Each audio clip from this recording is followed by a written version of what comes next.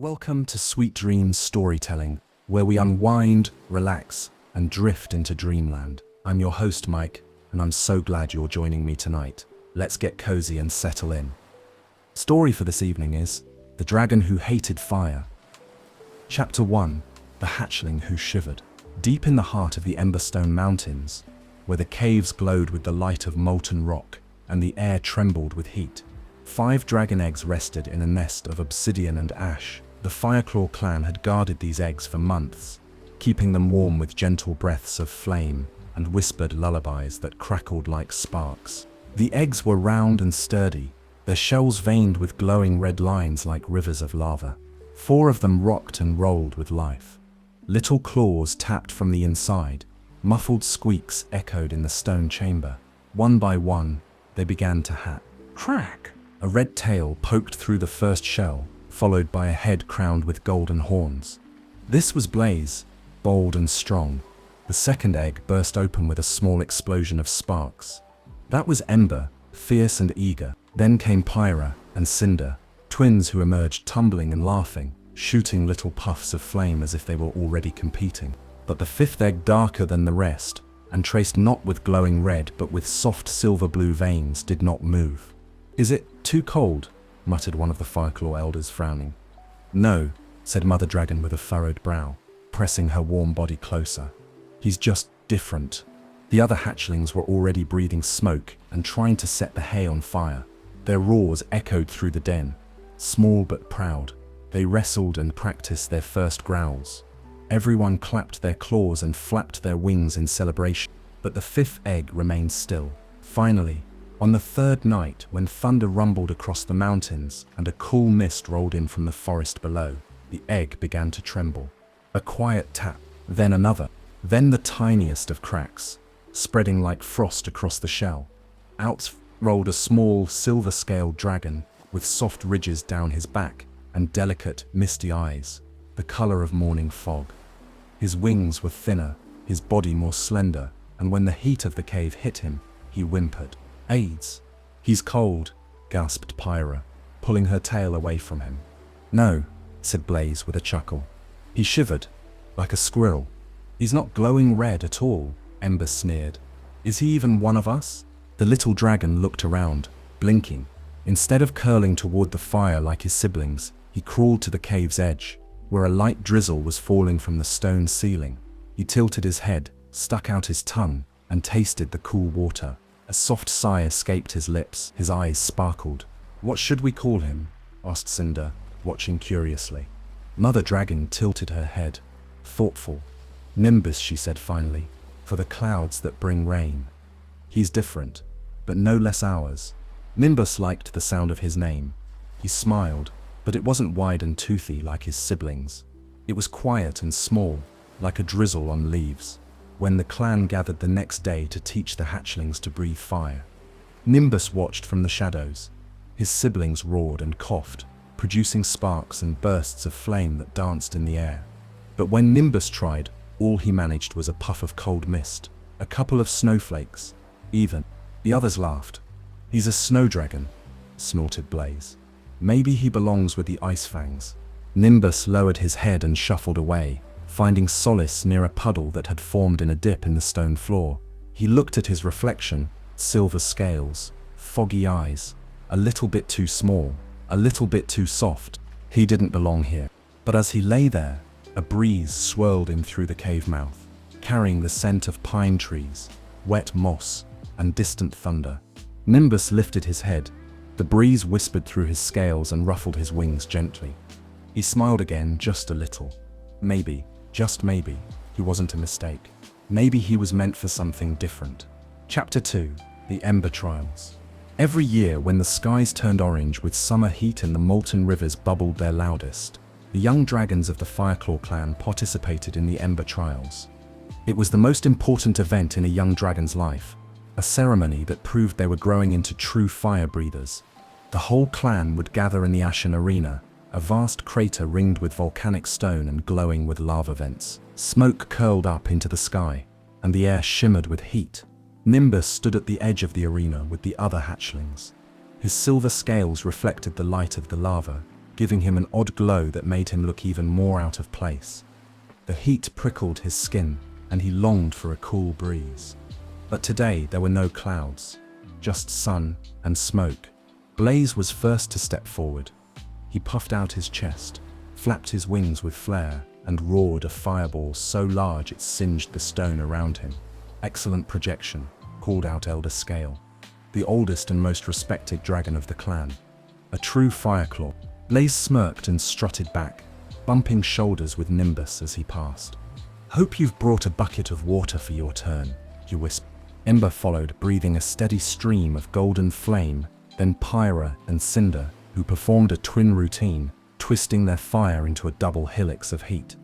The crowd of dragons cheered, thumping their tails and blowing sparks into the air in celebration. Then it was Nimbus's turn. The cheers faded to murmurs as he stepped hesitantly into the center of the arena. "Go on, little drizzle," someone snickered from the crowd. Nimbus swallowed. He could feel every eye on him, watching, judging.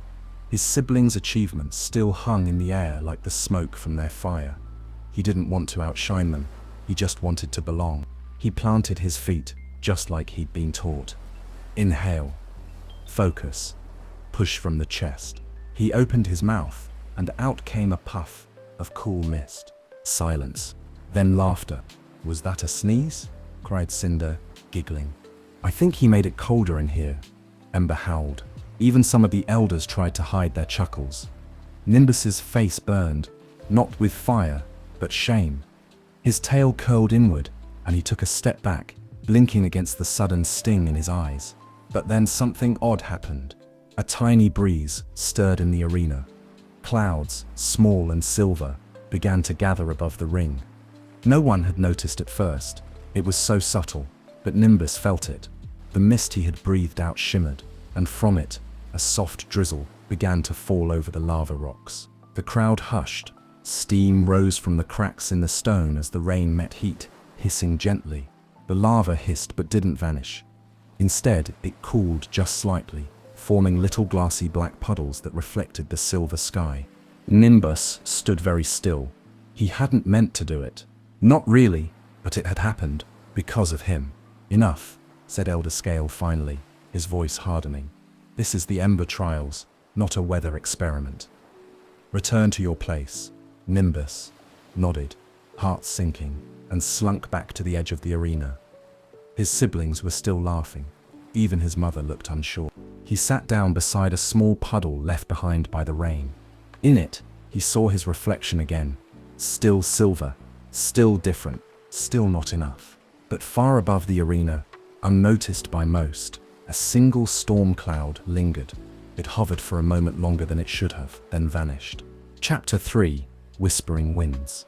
Nimbus didn't go home after the Ember Trials. While the rest of the young dragons celebrated their performances with sizzling meat and molten cider, Nimbus slipped away, unnoticed. He padded quietly along the side path that curved up the mountainside, past the warm hollows where fire dragons preferred to nap, and higher, much higher, into the cool, lonely places above the clan's reach. The air grew thinner. The sky opened wider. Here the winds danced freely between jagged peaks, and the rocks were slick with morning dew even in the heat of day. Dragons rarely came this far. It was too cold for most, too quiet for the ones who liked applause. But Nimbus felt at home. This was his place. He reached his favorite spot, a ledge of smooth black stone jutting out from the cliff face, where one could see the whole valley below. Pine trees dusted the horizon like green moss, and a distant waterfall shimmered like a silver thread. He lay down and sighed, letting the wind comb through his wings. "I'll never belong," he whispered to himself. The wind didn't answer. Not at first. Then, just as he closed his eyes, he heard something, a murmur, faint, fleeting. It wasn't a word, exactly, but it was something, a swirl of sound, soft as a breeze through leaves, but purposeful, as if the mountain itself was exhaling in a language only the lonely could understand. Nimbus sat up. "Hello?" he called, uncertain. Silence. Then a sudden gust lifted his wings and tugged gently at his tail. Not harshly, not like the winds that howled during winter storms. This one circled him like a curious bird, Wilkodiui. It wasn't a voice, but it wasn't just wind either. It moved with thought, like it had found him and was waiting. Nimbus took a cautious step forward. "You're not from the clan," he said aloud. "Are you?" The breeze answered with a swirl around his horns and a soft tug that led him to the edge of the cliff. Far below, the trees rustled, a flock of wind sprites, tiny glowing creatures made of air and sparkle, drifted upward from the forest like floating fireflies. They didn't come close, just hovered in the distance, twinkling like stars. Nimbus felt something shift inside him. Not heat, not fire, something older, wilder, lighter. He inhaled slowly. The air tasted like rain and lightning, like faraway oceans and places he couldn't name. Then suddenly, a gust lifted him. Not enough to fly, but just enough to leave the ground for a heartbeat. Nimbus gasped and spread his wings, catching the air, hovering clumsily before landing again. He laughed, really laughed, for the first time in days. The wind whipped around him again, faster now, swirling his laughter back toward the sky. Maybe he didn't breathe fire, maybe he didn't roar or glow or light bonfires with his breath. But something inside him answered this wind, something that didn't come from heat, something that felt like home. Nimbus looked to the sky. Clouds were gathering thin and high, but swirling in a way he'd never seen before. Not random, not wild, organized, like they were listening. He stood at the edge of the cliff and lifted his wings wide. The wind wrapped around him like a cloak. "I don't know what I am," he said into the sky, "but I think I'm meant for something else." The wind whispered back, no words, but comfort. "Not everyone is fire, and that's okay." Chapter 4. The Storm Within. The next morning, Nimbus returned to the clan's main cavern, though his wings felt heavier than usual. The wind had spoken to him, or something had, and he felt a strange tingle under his scales, like his body was holding a secret it hadn't told him yet. But the moment he stepped inside the warmth of the den, it all disappeared beneath the weight of expectation. "Look who decided to show up," Blaze called out from across the room. "Did the clouds let you go, or did you float down like a raindrop?" "Maybe he was trying to water the mountains again," Ember said with a grin. "Too bad his storms are just glorified sneezes." Their laughter echoed off the stone walls. Even the younger dragons giggled. Nimbus lowered his head. He didn't answer. He didn't fight back. That was the Fireclaw way. Confrontation, dominance, pride. But Nimbus was tired of pretending. He just wanted to be alone. "Nimbus," came a gentle voice. It was Mother Dragon. She stepped toward him, her scales glowing softly in the firelight. Her eyes were full of worry. "I know this is hard for you," she said quietly, "but you need to keep trying. If you just focus, I know the fire inside you will come out." Nimbus didn't answer. He looked down at his claws. "I have focused," he muttered. "I am trying." She opened her mouth to say something more, but stopped. Instead, she sighed and turned away, leaving him with a silence that felt heavier than any scolding. Nimbus padded to the back of the cave and curled up in the shadows. He didn't cry, not out loud, but something in him swirled, a pressure, a tightness, like clouds gathering inside his chest. He closed his eyes, and the thoughts came fast and unkind. "You're not a dragon. You don't belong. You'll never be enough." The pressure inside him built. His heart beat faster, his breath grew shallow. And then, boom! A deafening crack of thunder shook the cavern. The fire pits around the den hissed and sputtered out, plunging the chamber into sudden dimness. Dragons yelped, Ember tripped backward, Blaze growled and looked up at the ceiling. "What was that?" someone shouted. Nimbus sat up, startled. Raindrops. Inside the cave, a soft drizzle was falling, not from the mouth of the cavern, but from the air itself. Tiny clouds were forming near the ceiling, drifting lazily between the stalactites. The elder dragons looked around in confusion. Steam hissed from every lava vent. "Nimbus," said Elder Scale sharply, stepping forward. "What did you do?" I didn't mean to," Nimbus stammered. His voice trembled. "I was just thinking. I didn't try to summon anything," Blaze snorted. "Figures.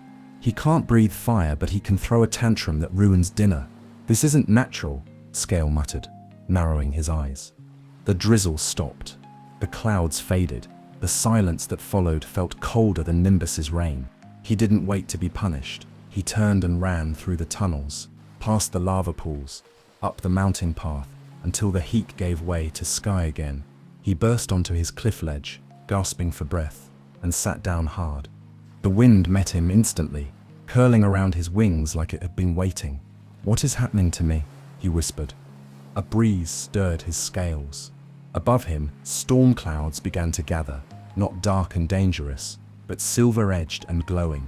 They swirled gently, calmly, in response. And then he realized something. The storm hadn't hurt anyone. It hadn't burned anything or destroyed a single thing. It had soothed the fires. It had brought calm to a place built on heat and fury. It had come from his feelings, not anger, exactly, but confusion, sadness, a desperate ache to be understood. The storm hadn't exploded out of him. It had answered him. Nimbus stood slowly. He wasn't broken. He wasn't empty. He was full of something else, and it was growing stronger. Chapter 5: Scorched Feelings. For the next few days, Nimbus stayed away from the main den. He spent his time along the mountain ridges and high valleys, where the wind ran wild and the stones held pockets of cool water hidden from the sun. When the clouds came in, he would practice breathing slowly, letting the mist flow from his lungs like a whisper. Sometimes, if he focused hard enough, a single raindrop would form and fall from the sky. It wasn't fire, but it felt like something. Still, the memory of the ember trials, of the laughter and the cold stares, lingered like smoke in his thoughts. "Just water," he mumbled to himself as he shaped a swirl of mist between his claws. "Just clouds. Not enough." He crushed the mist between his palms and let the wind carry it away. He hadn't seen his siblings since the storm in the den. Part of him didn't want to, but a deeper part, the part that still longed to belong, wondered if maybe they missed him. So on the 5th day, Nimbus finally returned. The main den was busy. Dragons bustled to and fro, carrying lava-heated stones, wings flicking with purpose. The smell of smoke and sizzling meat filled the air. Nimbus crept in quietly, staying near the wall. He spotted Blaze, Ember, Pyra, and Cinder gathered in the center of the training ring, laughing around a newly built pile of kindling. Their tails flicked with pride. He hesitated, then took a step forward. Pyra noticed him first. "Oh, look," she said with a smirk. "The weather forecast has arrived." Blaze chuckled. "Careful, Nimbus. Wouldn't want you to accidentally ruin another fire lesson." "I didn't mean to," Nimbus said softly, but his voice barely carried. Ember turned toward him. "You're dangerous. You know that. One minute you're crying in a corner, the next you're flooding the ceiling." "I wasn't crying," Nimbus said, a little louder. "Really? Could have fooled us. You soaked the entire ember pit." Cinder laughed. "Maybe he's got tears for breath." Nimbus clenched his jaw. He didn't want to cry. Not again. "I didn't ask to be this way," he said, stepping forward now. "I didn't ask to be different." Blaze raised an eyebrow. "Then stop being. Learn fire. Be a dragon." "I am a dragon," Nimbus snapped, louder than he meant to. His wings flared. A wind whipped through the cave, strong enough to knock some of the kindling from the pile. Ember snarled. "See? You can't even control it." The flames flickered. So did Nimbus's temper. "You think I want this?" he shouted. "I try every day to do what you do, but I'm not you. I don't feel fire. I feel other things." The wind rose around him in a sudden swirl, knocking ashes into the air. The fire hissed. Blaze stepped forward, scales bristling. "Maybe you should just leave, Nimbus," he said, voice cold. "Go live with the clouds. Find some rain lizards to play with. You're not one of us." The words hit harder than any blast of heat. Nimbus stared at his brother, his chest rising and falling. Then he turned and ran. Again, out of the den, up the cliffs, into the storm-battered hills that only he visited. This time, he didn't stop at his usual ledge. He ran higher, farther, until the air grew thin and the trees disappeared, and the world below looked impossibly small. There on the peak of a lonely ridge, Nimbus stood against the wind, breathing hard. "I don't belong anywhere," he whispered. Then the sky answered. Clouds gathered above, thick, silver, swirling fast. A low rumble rolled across the sky, Nimbus felt it in his bones. The air trembled around him. His wings shimmered with mist. He didn't summon it. He didn't try. The storm came to him. Lightning danced across the clouds, not with rage, but with resonance. And in that moment, Nimbus realized something. This wasn't just power, it was connection. The storm understood him in a way no dragon had. And maybe, just maybe, that was enough for now. Chapter 6. The Forbidden Sky. After the storm passed, the world felt quieter, but Nimbus didn't. Something had changed during that lightning-lit moment, atop the ridge. Not just the weather around him, but the weather within him. His heart still ached, but beneath the ache was a flicker of something else. Curiosity. The storm hadn't been random. It had come when he was hurting, yes, but not in destruction. It had surrounded him, sheltered him, answered him. And in that answer was a mystery. He couldn't explain it, not yet. But something had shifted. So Nimbus did what he always did when his questions grew too heavy to carry alone. He went to the archive cavern. It lay tucked deep beneath the Emberstone Mountains, away from the roar and heat of daily life. Here, the walls were etched with the stories of dragonkind, burned into the black rock with careful fire. Elder scrolls lined the shelves in protective stone tubes, and glowing runes shimmered with ancient magic. Very few young dragons ever came here, but Nimbus did, and the dragon who kept it, the ancient stone-colored librarian known as Elder Lumen, always noticed. Well, Lumen said in his rumbling voice, lifting his head as Nimbus entered. The Windwalker returns. Nimbus offered a small smile. I'm looking for something in particular, or just the usual impossible truth. Lumen's amber eyes twinkled. Nimbus stepped closer. Have you ever heard of a place above the mountains, where no dragons go? A sky garden, something hidden in the clouds. Lumen blinked slowly. Then he stood, his heavy claws clicking against the rock. He didn't answer right away. Instead, he shuffled toward the back of the archive, where the scrolls grew older, dustier, more fragile. Most dragons don't ask about what lies above, Lumen said, over his shoulder. They spend their lives looking inward. Hotter, stronger, deeper, but not you. Nimbus followed him into the shadows. Lumen selected a scroll sealed with a silvery wax and etched with lightning-like symbols. He cracked it open gently. Nimbus leaned in. The scroll's ink shimmered like rain on stone. At its center was a rough map, faded and barely legible. It showed the mountains he knew, the cliffs he'd flown from, and something else. A swirling spiral of clouds beyond the highest peak. Above it, a single word glowed faintly in draconic script.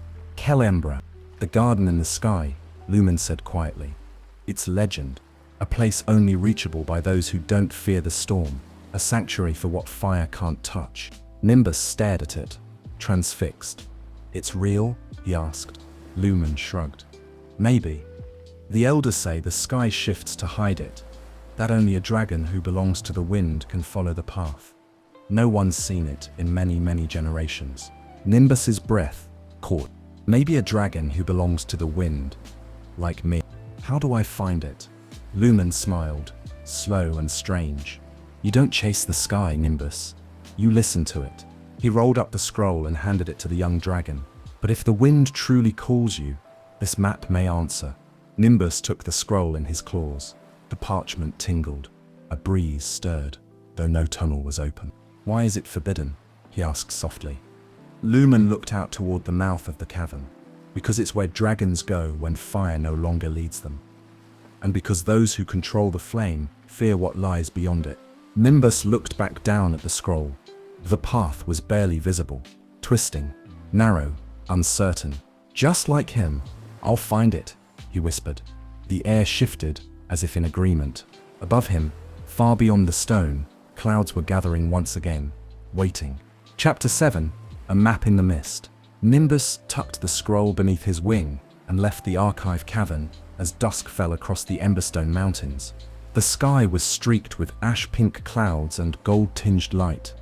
The warm wind of day was shifting, giving way to cooler breezes that rustled the pine trees and carried the earthy scent of moss and stone. It was the kind of evening Nimbus liked best, the kind where everything felt between things, between day and night, between silence and song. He returned to his ridge, the high place where the wind met him like an old friend. There, beneath the open sky, he unrolled the scroll again. The lines were strange, more suggestion than map. Paths didn't lead to clear destinations. Instead, they spiraled, curved, or simply faded off the page. There were symbols too, whirls and drops, and streaks that shimmered faintly when touched, like the ink remembered something it wanted to say. Nimbus squinted at one of the faded symbols, a spiral made of tiny clouds. It seemed to pulse when he looked too long. He pressed a claw to it. A gust of wind rushed over the cliff, stronger than before. Nimbus stumbled back slightly, but smiled. "That's it," he whispered. "It reacts." The scroll wasn't a map like the ones dragons used to chart treasure caves or lava flows. It wasn't about directions. It was about sensation, about following wind, cloud, pressure, a storm sense. Nimbus sat down, breathing slowly. He tried to recall how he'd felt that day on the peak, when the storm had come not from rage, but recognition. He let the wind find his wings, let the air touch his scales like a guide, and the scroll began to change. Faint lines shimmered into view, forming a path that twisted skyward, leading toward a cloud formation painted in pale silver ink. The word beneath it shifted in the fading light. Whisperway, a hidden trail through the air currents. Nimbus's heart raced. "It's showing me where to go." He stood, wings spreading instinctively. The wind circled him again, nudging his balance just slightly to the left. When he adjusted his stance, it steadied, almost like the breeze was guiding him. But the sky was growing darker now, and Nimbus wasn't ready to fly.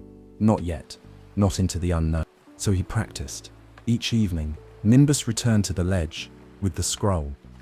He meditated on the symbols. When the wind shifted, he learned to feel which direction it pulled. When the clouds gathered, he tried to read their movement, not with his eyes, but with his chest, his breath, his instincts. One night he called mist without trying. It spiraled upward like a ribbon, twisting around his tail before joining the cloud bank above. Another night, he made it rain on a patch of stone, and a single rare flower bloomed, pale blue and glowing faintly in the moonlight. Each success was quiet but powerful, and he kept the scroll close. Always. It was not a tool. It was a companion, a guide. But he wasn't the only one watching the skies. High above, circling just out of sight, a shadow passed, bigger than a hawk, faster than the wind. It watched Nimbus train, silent and still. Then it vanished into the clouds. Nimbus didn't see it, but the wind paused, just for a breath, like it had noticed something was out of place. Then it returned to him, gentler than before, and the mist curled protectively around his feet. Chapter 8. Rain Dance. Nimbus was flying again, not far, not high, but with purpose. He glided along the mountain's edge just after sunrise, the wind lifting his wings like an old friend's hands. The sky was soft and pale, a watercolor of grays and golds. Down below, the pine forests shimmered with morning dew. The mist, as always, moved with him, like it recognized him now, trusted him. He was still following the whisperway. Each day, the scroll revealed a little more. With every calm breath, every silent moment of focus, the glowing symbols rearranged into fresh swirls and paths. Sometimes it showed gust tunnels, air currents too narrow for most dragons to navigate. Other times it revealed sky pockets, where moisture clung like memory, ripe for turning into rain. Nimbus had learned to ride these unseen trails, to let go of the fire he didn't have, and instead dance with the clouds. And that was what today was for. Dancing. He landed in a high meadow, surrounded by cliffs, a bowl of stone filled with wild flowers and soft moss.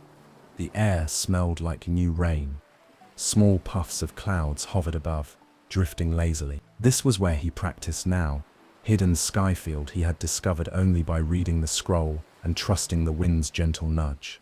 Nimbus crouched low, focused, and inhaled slowly. He'd been experimenting, not just with calling mist, but with shaping it. He didn't want to destroy things with his stormcraft. He wanted to create. He stepped forward in rhythm, claws clicking against the stone. His wings flared, catching a breeze, and he spun once. Clouds above him stirred. He danced. Slowly at first, then with growing energy. Each movement brought a response. A tail sweep summoned a gust of wind. A leap into the air brought down a gentle rain. He turned in a wide spiral, wings slicing the air, and mist bloomed in his wake, wrapping around him like a cape of silver thread. Nimbus laughed, not a small laugh, not a sad, quiet one. A real laugh, loud and bright, filled with wonder. The clouds responded with a gentle roll of thunder, soft as a drumbeat. He lifted off the ground, letting the storm wind carry him in short bursts across the field. Rain began to fall, not heavy, but rhythmic. It tapped against the stones and soaked into the thirsty earth. Where the drops landed, strange things happened. Flowers unfurled in fast motion, moss brightened, a vine uncurled from a crevice and shimmered, glowing faintly with flecks of silver. Nimbus blinked. His rain didn't just water the land. It woke it. He floated gently back to the ground, stunned and a little breathless. Was this part of his gift too? He looked at his claws, then at the sky. "Is this why I'm different?" he whispered. A breeze brushed past his cheek, soft as a nod. Nimbus sat in the field for a long time, watching the rain he had summoned soak into the ground. The scroll at his side shimmered faintly with approval. Another symbol flickered into view, one he hadn't seen before, a spiral with petals surrounding it. The bloom mark. He traced it with a claw. The ink pulsed beneath his touch, and suddenly, a new trail appeared on the scroll, more complex than the last, winding upward and beyond the tallest peak. It was the next step toward Kalimbra, the sky garden. Nimbus folded the scroll carefully and tucked it beneath his wing. For the first time in his life, he didn't feel like he was trying to become something. He felt like he already was. Chapter 9, Trial by Firestorm. The fire came without warning. It started deep in the eastern ravine, where the rock was dry and brittle, and the sun beat down for hours without shade. Some said a spark from a young dragon's breath had gone astray during morning drills. Others whispered of a careless flare from Blaze himself, trying to outshine the older dragons in a burst of arrogance. Whatever the cause, the fire was real, and it was hungry. Flames spread like a stampede across the dry brush, leaping from pine to pine. The smoke rose in thick black towers, turning the sky above the Fireclaw den an eerie orange-grey. Ash drifted like snowflakes, soft and deadly. Dragons rushed to the sky, wings beating hard. The elders barked orders.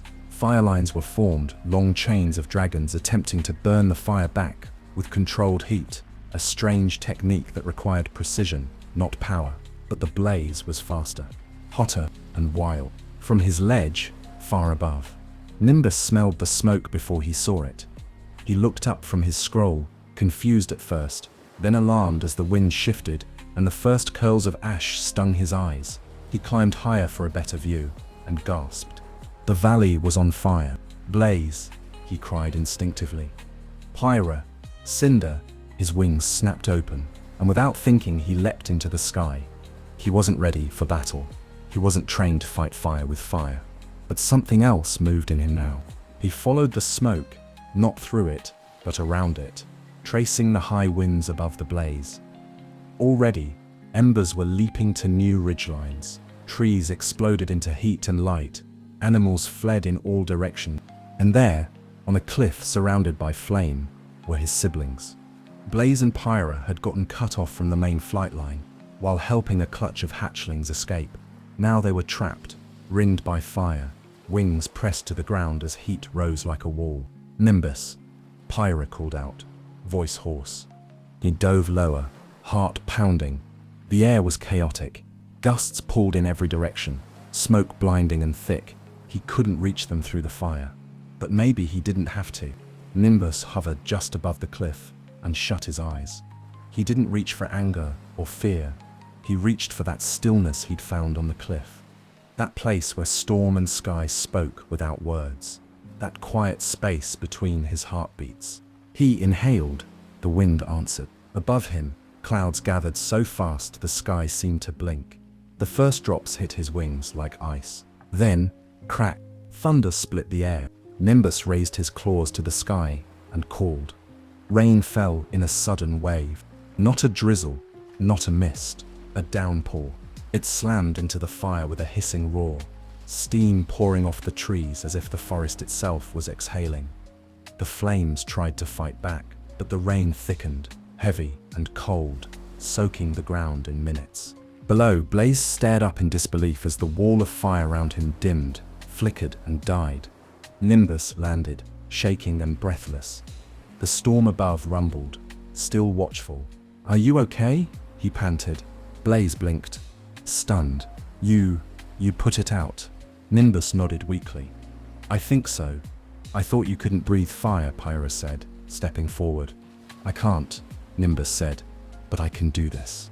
The other dragons arrived moments later, elders, warriors, and even Ember, who stared at the soaked cliff in awe. Elder Scale landed with a thud beside Nimbus. He looked around at the steaming forest, then at the dragon who had made the storm. "You summoned rain, with no water nearby," he murmured. "You saved them." Nimbus opened his mouth to speak, but a strange sensation rippled through him like pressure breaking. He looked up just as the storm above released one final bolt of lightning, which danced harmlessly into the sky and carved a glowing mark in the air, a spiral made of stormlight. It lingered for a moment, then vanished into the mist. The rain slowed. The fire was out, and for the first time, no one looked at Nimbus with pity or laughter. They looked at him with something else, wonder. Chapter 10. The Skygate. The rain from Nimbus's storm lingered for days, softening the scorched earth and coating the trees in a misty sheen. It was gentle and healing, not wild or punishing. For once, the Fireclaw den was quiet, not from fear or shame, but from awe. No one spoke to Nimbus much, but everywhere he went, dragons watched him. Not with laughter, not with scorn, but with wonder.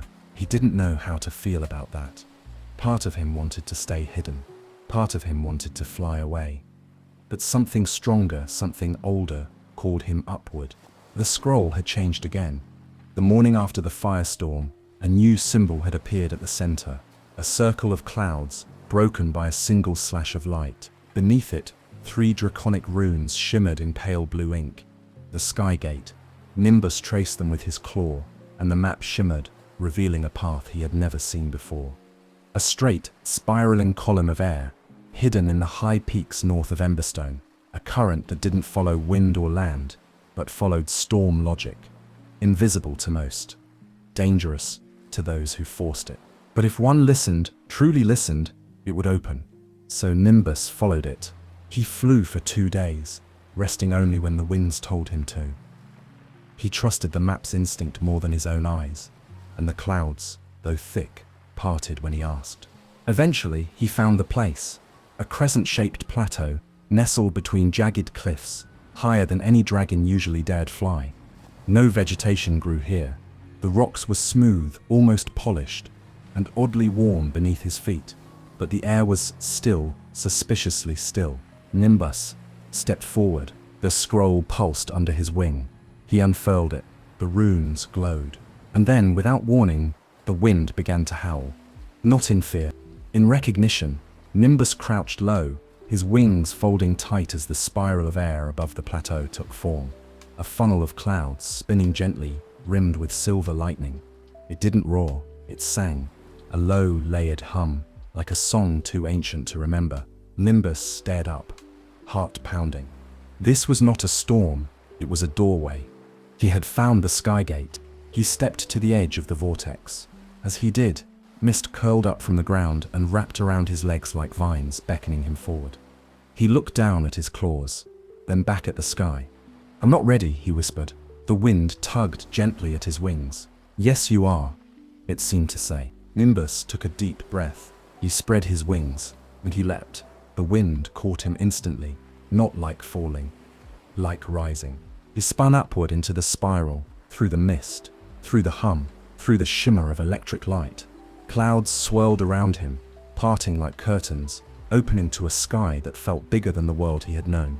And then, silence, light, and something that wasn't quite sky, not clouds, not land, but something in between.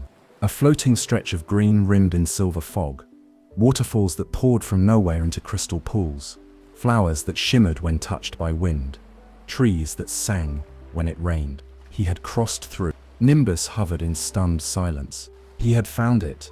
Calumbra, the garden in the sky. Chapter 11, the garden of drizzle and bloom. The moment Nimbus passed through the sky gate, everything changed. The air felt softer here, not lighter, but older, as though the clouds themselves remembered the footsteps of dragons, long gone. The sky above was not empty blue, but a deep, endless silver streaked with soft light. It pulsed faintly, like the heartbeat of the world. Nimbus hovered in place, his wings spread wide, unsure if he had truly crossed into somewhere real.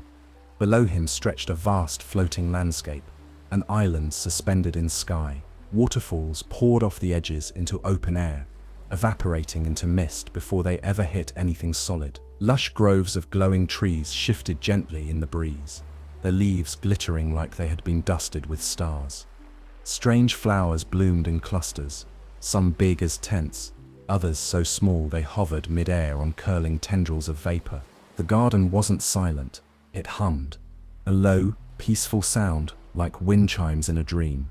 Nimbus glided down and landed softly, in a patch of thick moss. The ground beneath his claws felt alive, not just with roots and growth, but with awareness. He could feel the air moving through the plants, could sense the rhythm of the weather not just around him, but inside him. He took a step forward. A small puff of cloud emerged from the ground, curling around his foot like a kitten. He laughed, startled. As he watched, the cloud lifted into the air and floated off lazily toward a patch of blue ferns that swayed in its wake. Everything here seemed to breathe together, as if the entire place were one great, living thing. And then he heard the voice. "You made it." Nimbus whirled around. At the far edge of the clearing stood an enormous dragon, not Fireclaw, not anything he'd ever seen. Her scales were soft grey, like stones smoothed by river water, and her wings shimmered with rainbows trapped in glass. Her eyes were pale blue, calm as still lakes. She didn't glow, she didn't burn, she glowed through stillness. "I've been waiting for you," she said, stepping closer. Nimbus blinked. "You know who I am." "I know what you are," the dragon replied gently. "You're a storm caller." "Is that a kind of dragon?" She smiled. "It's a kind of keeper." Nimbus took a slow breath. "Where am I, really?" She turned and gestured with her wing. "This is Calumbra," she said. "The garden of drizzle and bloom. It exists between sky and storm, fed by the breath of dragons like you, those born not of fire, but of water and wind. It is hidden from most, because most do not listen." Nimbus looked around, awestruck. "But why is it here? Why me?" The dragon walked slowly beside him now. "Because balance matters. Fire shapes the land, yes, but without water, nothing lives. You are not less than your fire-breathing kin. You are the other half of the sky." Nimbus felt a tightness in his chest unwind. He wasn't broken. He wasn't missing anything. He was part of something ancient. He followed her deeper into the garden. She showed him streams that glowed with moonlight, vines that sang when wind passed through them, and floating seeds that only bloomed when it rained. "This place is wilting," she said at last, leading him to a grove where the flowers drooped and the moss was dry. "It hasn't stormed here properly in many years. Storm callers are rare. We had almost given up hope." Nimbus touched the dry earth. "But I can help," the dragon nodded. "You already did. The moment you passed through the sky gate, the air began to change." Nimbus stood, chest rising, with determination. Then something flickered in the distance. An image, a feeling. His siblings, the Fireclaw clan, still burning, still scorched, still missing something. He looked to the dragon. "If I help this place, I have to help them too. They don't understand what I am, but they're still my family." The dragon looked at him long and slow. Then, Kialumbra will help you help them, she said. A storm must touch many things, but it must first learn where to begin. Nimbus looked out over the garden, his garden now, and felt a breeze wrap around his heart like a promise. Tomorrow, he would begin. Chapter 12. Keeper of the Clouds. Nimbus woke to rain, not the heavy, storm-born kind, but the soft, nurturing sort that kissed your scales and whispered you awake. Kialumbra was alive with light. Not sunlight, exactly. The sky above glowed in layers, some silver, some violet, some warm as candlelight. It was like living inside a dawn that never ended. The trees shimmered as water slid down their trunks in lazy rivulets. Mist moved like music through the air, coiling between leaves and branches. Nimbus stretched his wings, and the dew rolled down his back in little rivulets. He felt stronger already, like something inside him had been waiting for this place to wake it. She was already waiting. The dragon from the day before, taller than any he'd ever seen, ancient but graceful, with a calmness that radiated like moonlight. She stood near a pool of glassy water, where the sky reflected so clearly it was impossible to tell which way was up. "My name is Serene," she said, as he approached. "I am the last keeper of the clouds. Until now." Nimbus blinked. "You mean, you want to train me?" She nodded once. "Not because you need to become one, because you already are. You just don't know how to listen yet." He tilted his head. "To what?" She smiled softly. "The sky." Nimbus looked up. It seemed simple enough, but Serene's eyes said otherwise. "Come," she said, turning toward the misty grove. "Let's begin. The lessons of the sky." The first thing Serene taught Nimbus was stillness. "You cannot command a storm," she said.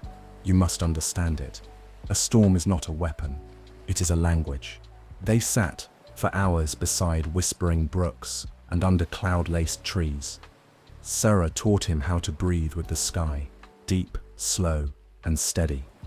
She had him watch the movement of clouds not for speed, but for intention. "Clouds don't just drift," she said. "They're pulled, pushed, called."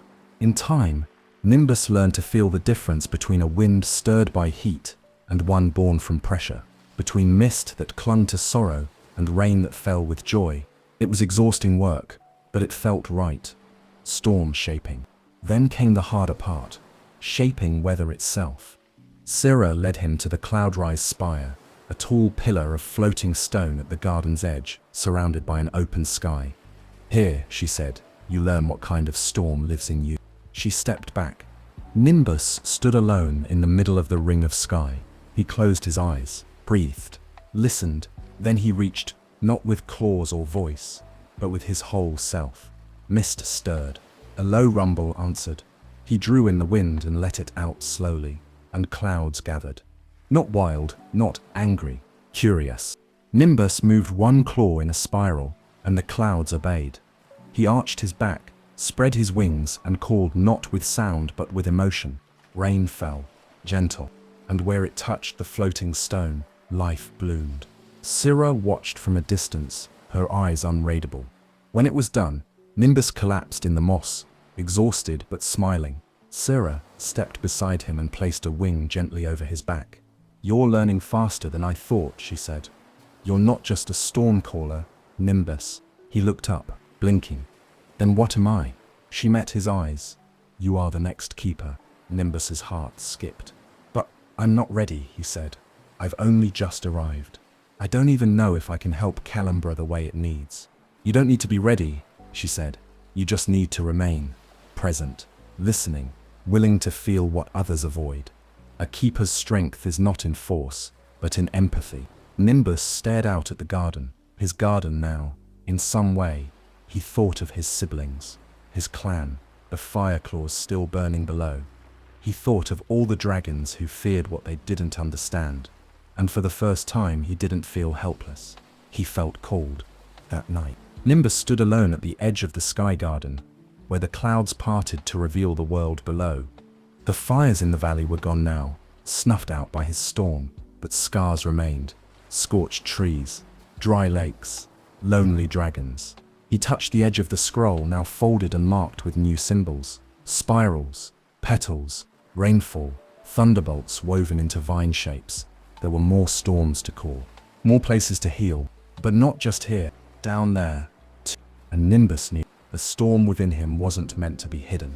It was meant to go where it was needed, even if that meant going home. Chapter 13, Seeds of Change. The next morning, Nimbus returned to the grove that had once wilted beneath Syrah's gaze. Now, after just a few days of rainfall and storm breath, it had begun to change. Tiny green shoots peeked through the moss. The air smelled richer, wet soil, blooming roots, something alive and new. Flowers that had once drooped in silence were lifting their heads, swaying in a rhythm he could feel in his chest. Syrah stood beside him, quiet as always. Her wings were folded, her gaze focused on the delicate blue petals forming near the base of a vine-covered tree. "They're returning," she said. Nimbus tilted his head. "The plants?" Syrah shook her head. "The seeds." She led him deeper into the garden, into a part of Kelemegra he had not yet seen.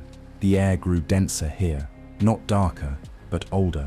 The trees stood taller, their trunks glowing faintly beneath layers of mist. Strange birds flitted between branches, leaving trails of sparkling water in their wake.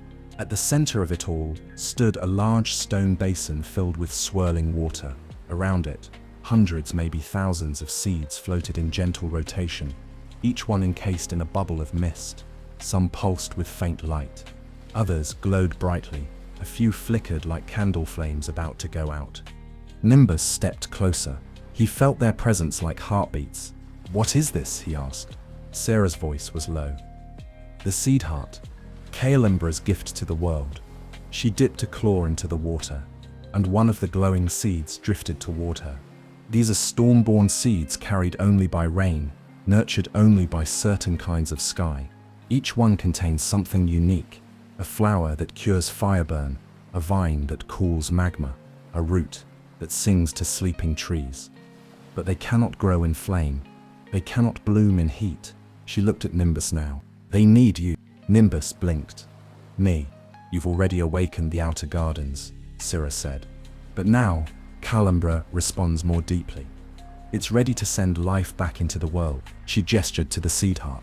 "These seeds do not simply grow anywhere. They are meant for places where balance has been broken, where the land has been scorched, where even dragons cannot fix what they've destroyed." Nimbus stared at the floating seeds, mesmerized. "You mean places like home?" Syrah nodded. "They're ready to fall again," she said, "if you carry them, a storm of purpose." That evening, Nimbus stood at the highest peak of Kalimbra, the clouds swirling gently below him. Beside him, a mist-woven pouch sat full of glowing seeds, pulsing softly, not hot, not heavy, but vital. He felt their energy, their hope, and he remembered the scorched hills near Emberstone, the cracked earth. The trees turned to charcoal, the silence after the fires, thick and painful. He had thought himself weak once because he could not burn. Now, he saw the truth. His power didn't come in sparks. It came in restoration, healing, renewal. Rain didn't shout, it nurtured, and the world below, his clan, his home, the land, needed that more than they knew. Syrah joined him in silence. "You may not be able to change their minds with words," she said softly, "but change always begins with the soil. Let your storm speak." Nimbus stepped to the edge. He took a breath, closed his eyes, and released his wings to the wind. The seeds rose with him, lifted on the breeze like stars leaving the night.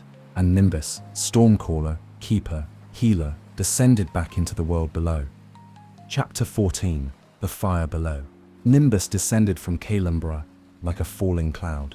Not in haste, not in fear, but with quiet purpose. The wind wrapped around him, like old friends, welcoming him home. Mist clung to his wings, trailing behind him in soft spirals. The pouch of storm-born seeds pulsed gently beneath him, each glow a heartbeat, each a promise of what could grow again.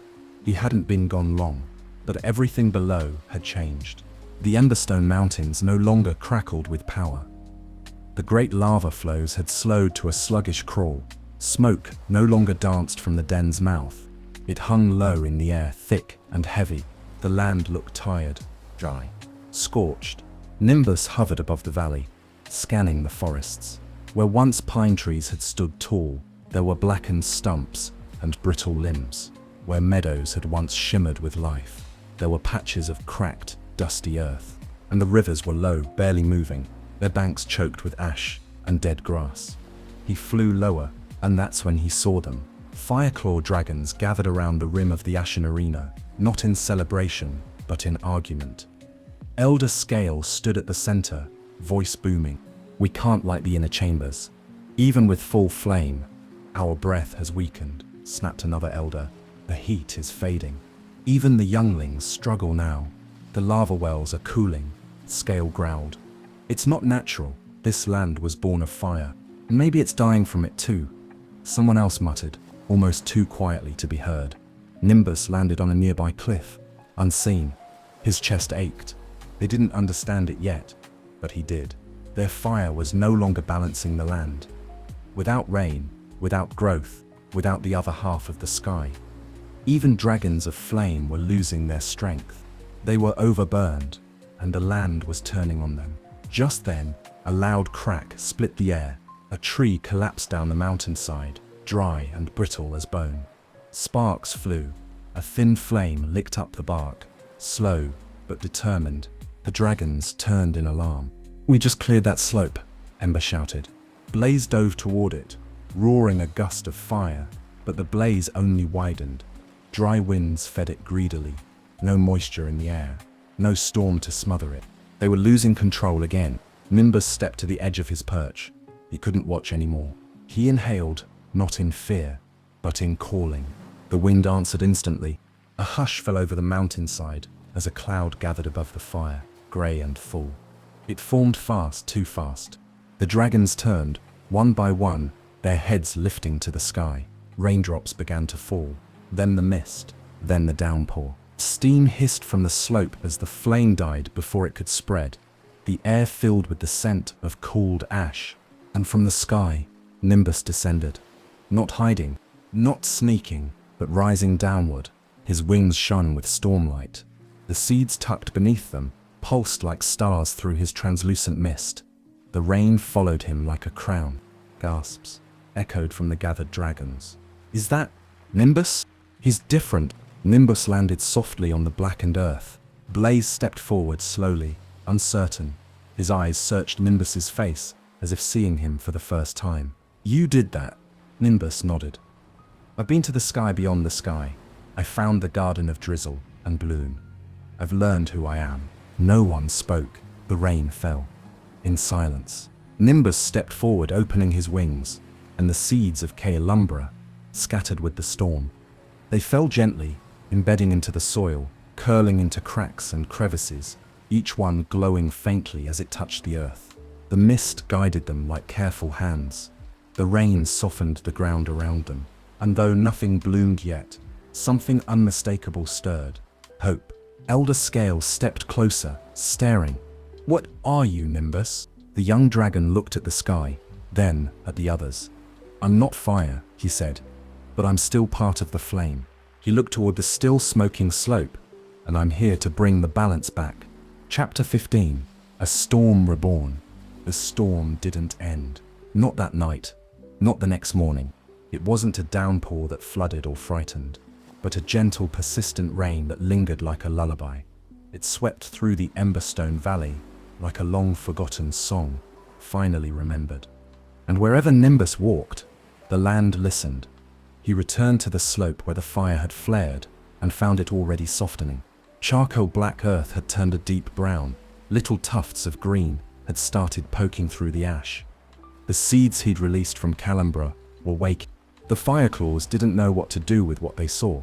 Dragons, who once mocked Nimbus, now watched him with uncertain reverence. Ember kept her distance. Pyra stared too long without saying anything. Even Blaze, proud and loud and impossible to ignore, had grown quiet.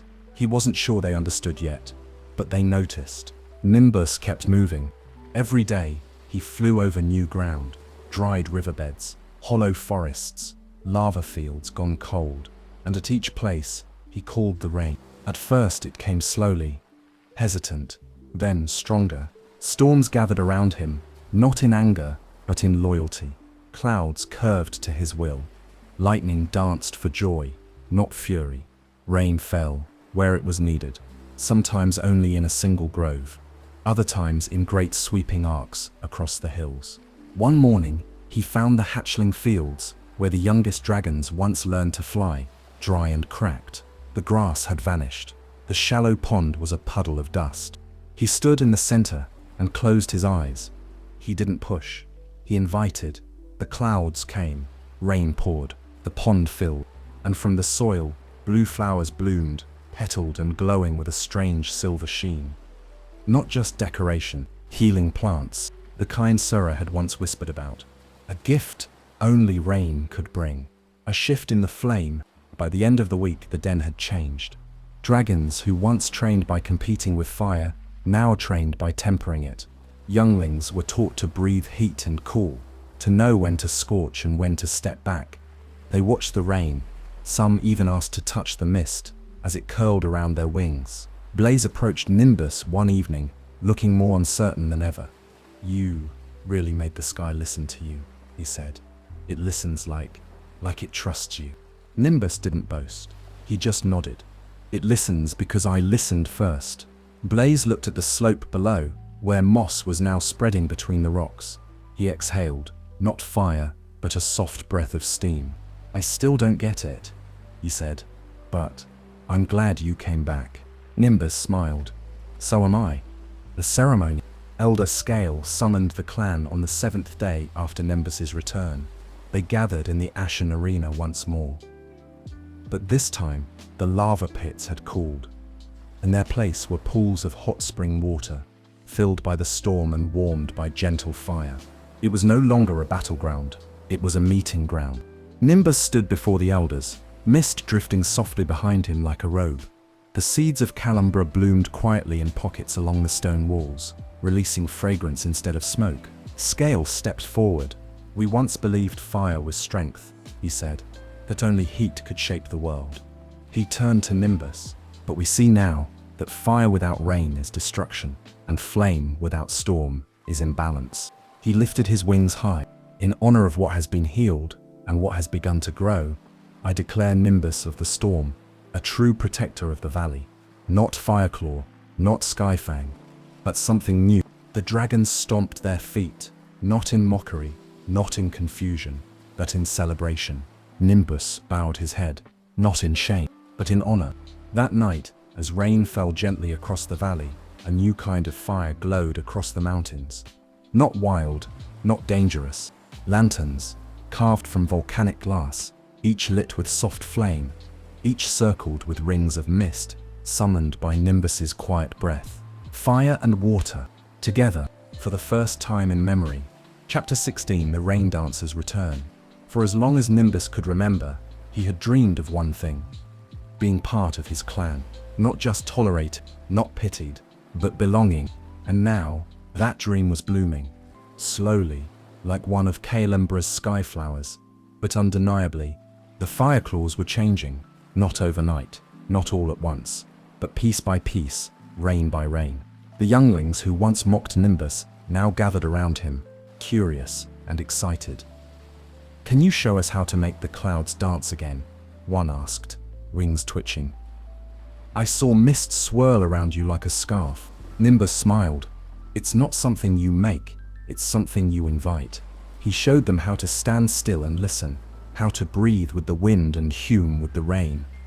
At first they laughed, but when the mist came, cool, soft, brushing their wings like a secret, they went silent with wonder. Even Ember approached him one morning near the cliffside. Her usual fire flicker pride dimmed to something gentler. "I didn't understand," she said. "Not before." "I didn't either," Nimbus replied. "Not really. I just knew I couldn't be like you, and I thought that meant I wasn't enough." She looked out at the greening valley. "Turns out, you were just different, and we needed different." She didn't say sorry, but she didn't have to. The festival of flame and fog. On the first new moon after the rain returned, the Fireclaws held a festival unlike any before. The old fire dances were still performed. Dragons leaping through rings of flame, wings glowing gold. But something new had been added, the rain dance, and Nimbus was asked to lead it.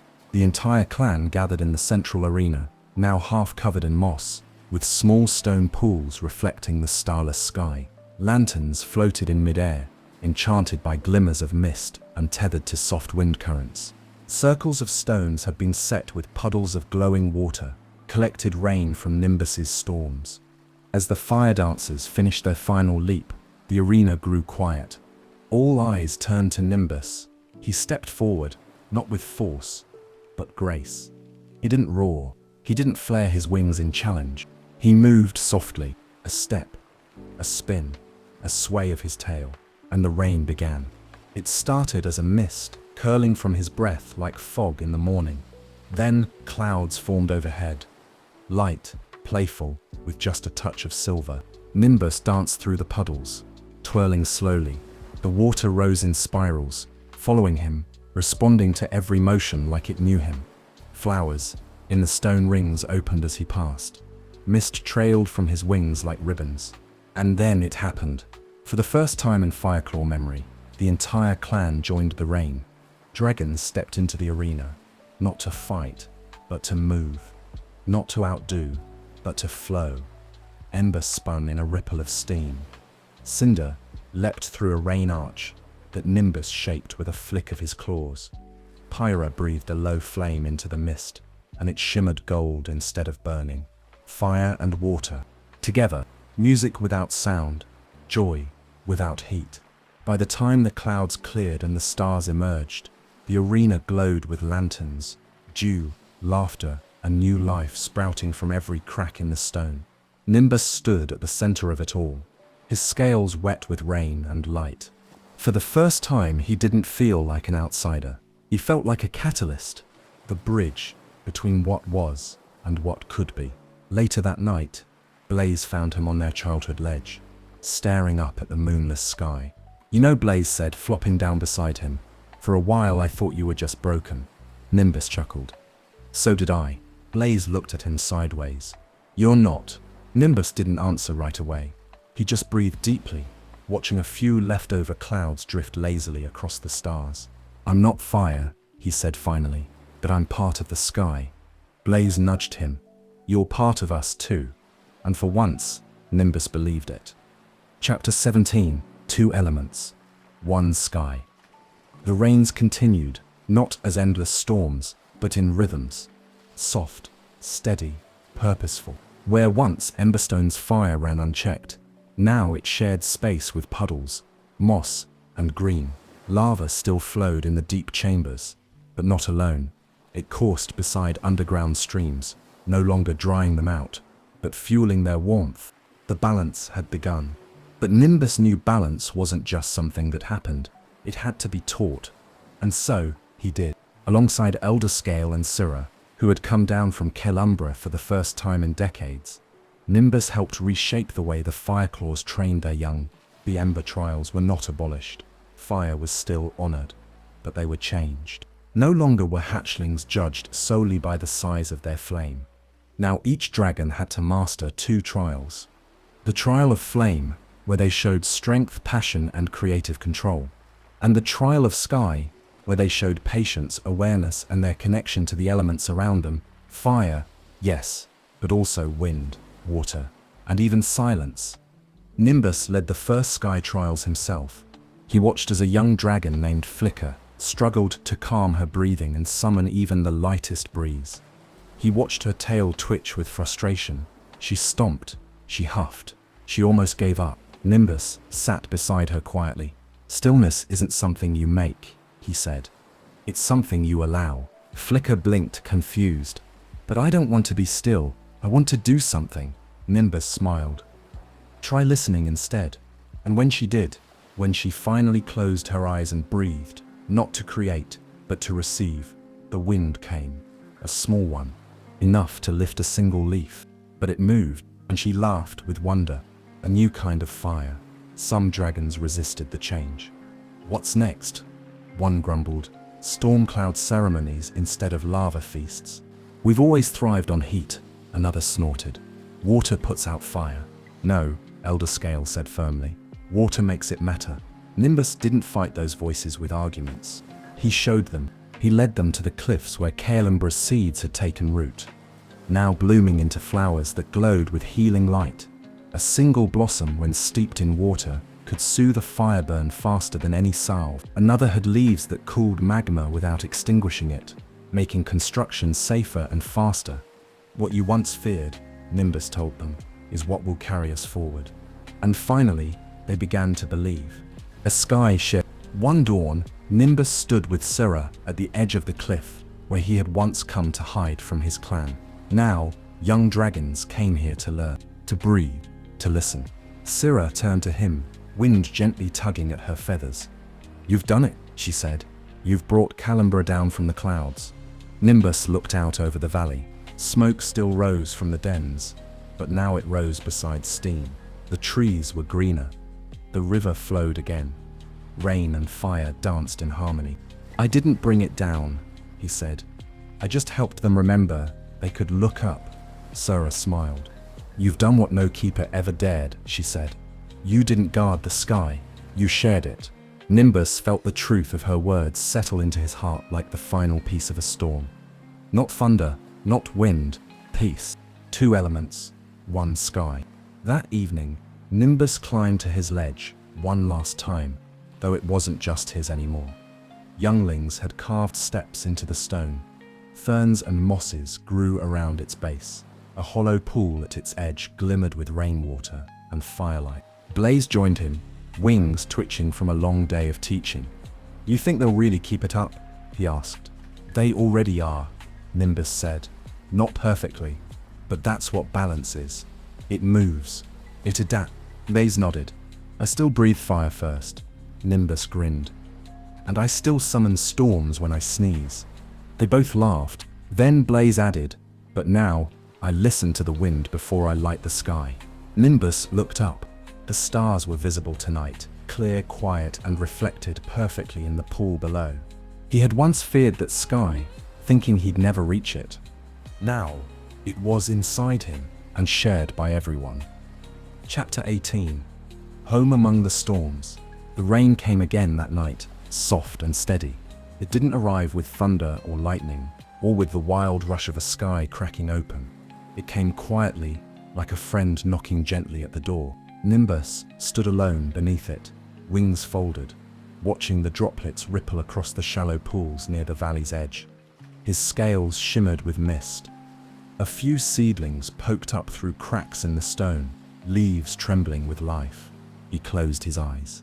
He could feel the storm, not in his bones or his breath, but in everything, in the soil beneath his feet, in the pull of the clouds, in the heartbeat of a world that was no longer burning too fast or growing too wild. It had all balanced, and he had too. The clan reborn. The Fireclaw clan had changed. The hatchlings still learned to breathe fire. Yes, but also to summon mist. They learned to listen before they roared, to notice how heat shaped life, but also how rain sustained it. The Ember Trials had become a festival of elements, not just flames. New dragons came from other valleys, curious about the rumors of the dragon who danced with rain. Some stayed, some asked to learn, and the Fireclaws, once proud and closed, welcomed them with warmth and wind alike. And at the center of it all was Nimbus. Not a chief, not a conqueror, not a dragon who had seized control, but one who had found his place without taking space away from others. The bridge, the balance, the storm between. Returned to Calimbra. Nimbus visited Calimbra often now. The Skygate responded to him easily, opening with a soft spiral of cloud whenever he approached. Syrah still resided there, now more a guide than a guardian. She called him Stormborn with a smile, though Nimbus often returned the name. One day, as they stood beneath the glowing trees of the upper garden, she turned to him and said, "You've restored what was lost." Nimbus looked at the misty flowers, the glimmering seeds now sprouting in endless spirals. "Not just here," he said, "everywhere." She nodded. "Then it's time." "For what?" She lifted a small object from a patch of glowing moss, a pendant shaped like a spiral, etched with both flame and rain. "The mark of the skyward balance," she said. It hasn't been worn in centuries. Nimbus took it, the cool metal tingling against his claw. I'm not perfect, he said quietly. Neither is the sky, she replied, but it still turns, and it still gives.